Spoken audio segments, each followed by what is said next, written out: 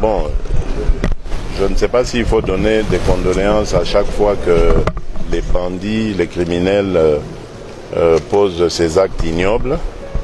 Mais si c'est ça que je dois faire, je suis prêt à le faire. Moi, je préfère travailler plutôt en amont, c'est-à-dire essayer de mettre fin, d'éradiquer complètement ce phénomène-là. Je suis en train de travailler étroitement avec les services de sécurité pour essayer de comprendre le phénomène qu'il y a. Manifestement, ce n'est pas du banditisme courant. C'est plutôt la conséquence de quelque chose. Et donc, il faut comprendre ce que c'est et lutter contre ça.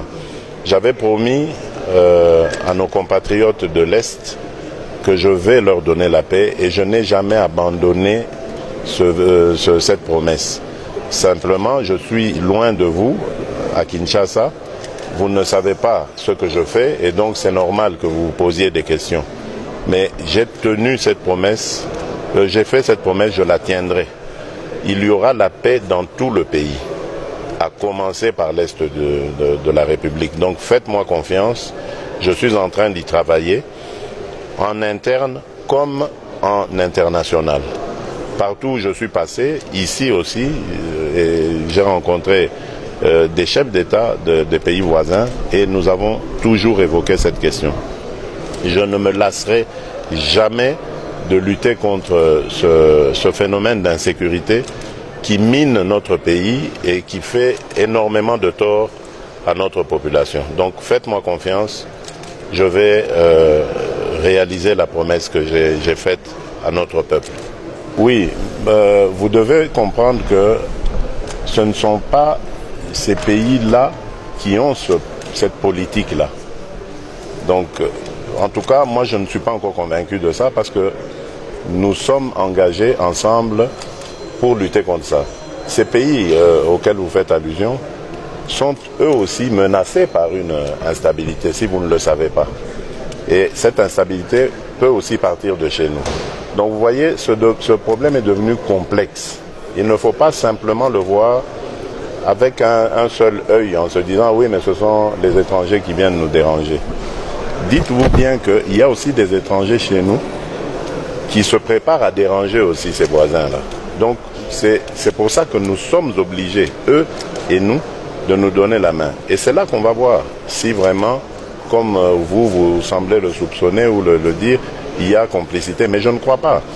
Aujourd'hui, j'ai vraiment l'impression, et même peut-être la certitude, que mon message est passé.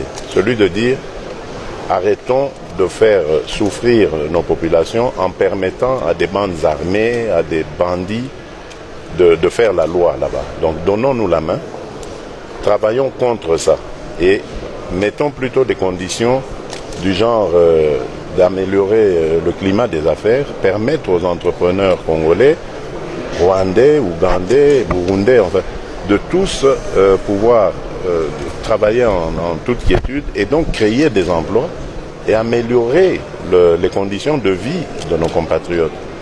C'est un message qui passe, tout le monde le comprend. Je ne vois pas comment un dirigeant sensé peut dire non, non, je refuse ça, moi je préfère faire la guerre. Elle ne profite à personne. Et surtout qu'elle met en danger des vies humaines.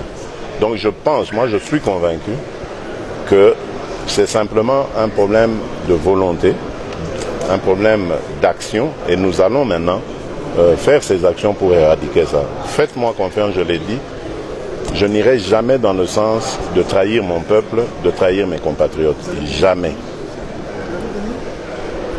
À l'Est, je viendrai, vous avez parlé de ça justement. Vous savez, je ne suis pas un spécialiste de la sécurité. Donc je suis en contact permanent avec le haut commandement de notre armée.